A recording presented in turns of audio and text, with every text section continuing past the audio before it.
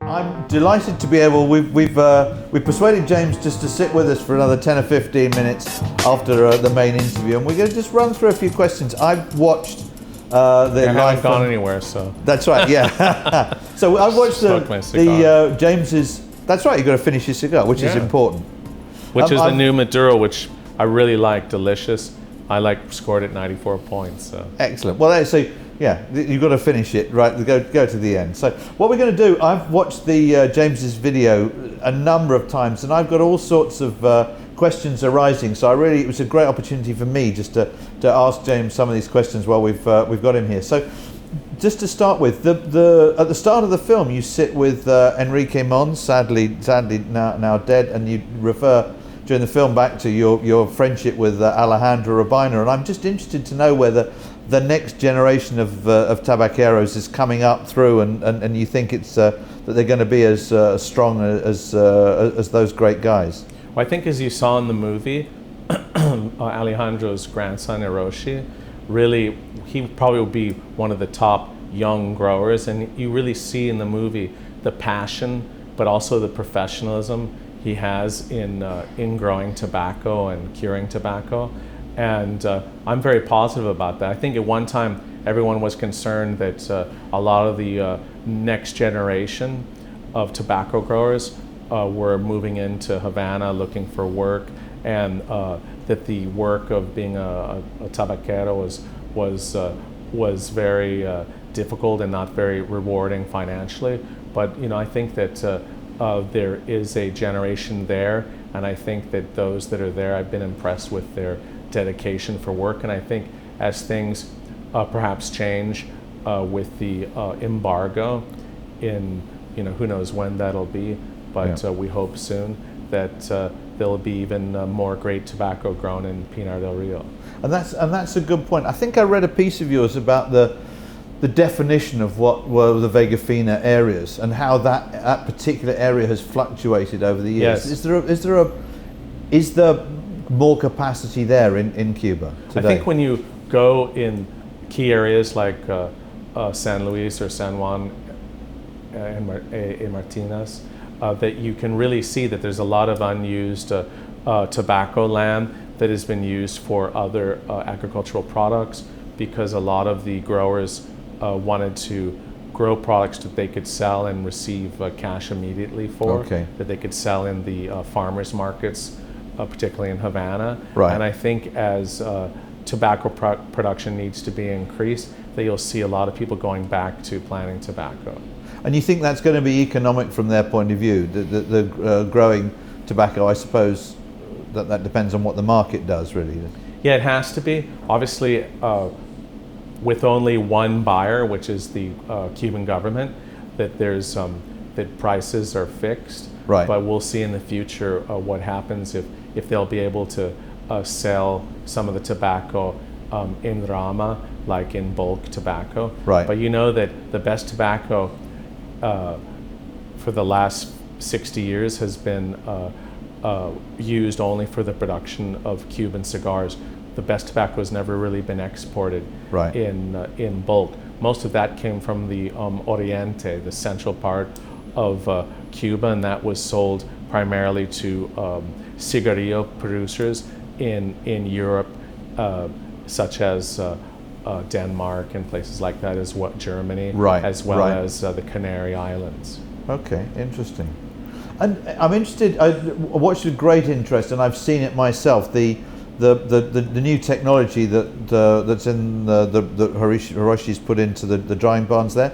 Is it only the Urbina farm that can afford to put that technology in place? No, I've seen these temperature-controlled drying barns in other fincas, other farms. Oh, right. Okay. So it's pretty common for wrapper production. Right. And again, for a while I didn't understand the process completely, but now I think you can see that it basically tries to replicate the best conditions for drying tobacco, and it also increases the number.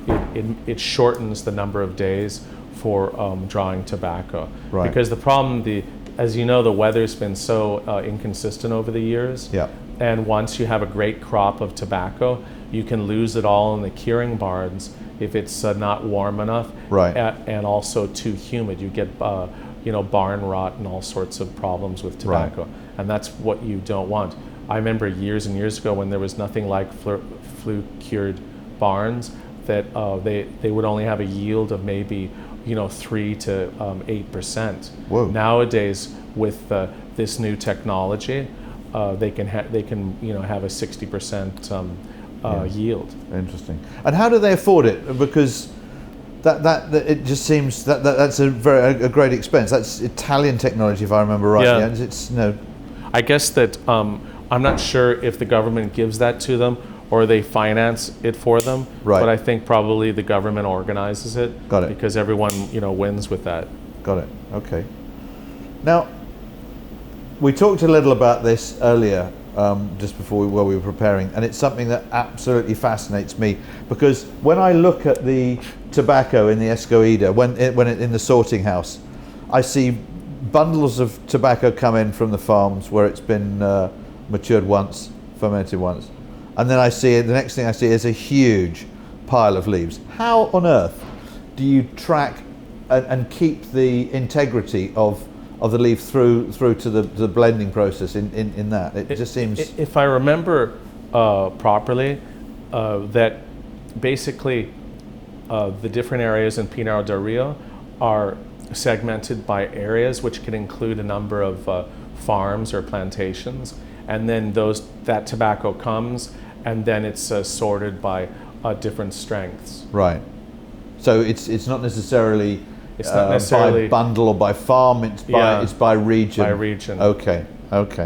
Interesting.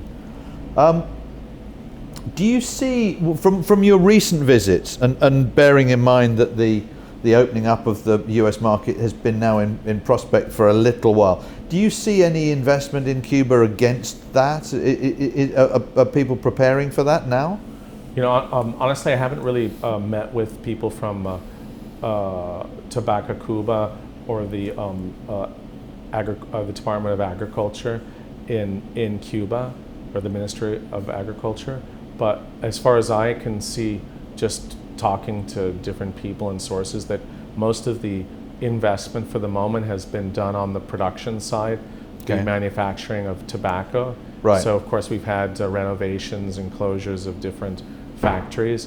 So obviously the next move will be offering financing and better products, whether it's petrol or fertilizers or whatever growers need. Right. That'll be the next move. But that's still to come. It's not. Yeah, they're not doing it now, thinking No. that they need more tobacco in the short term. Okay.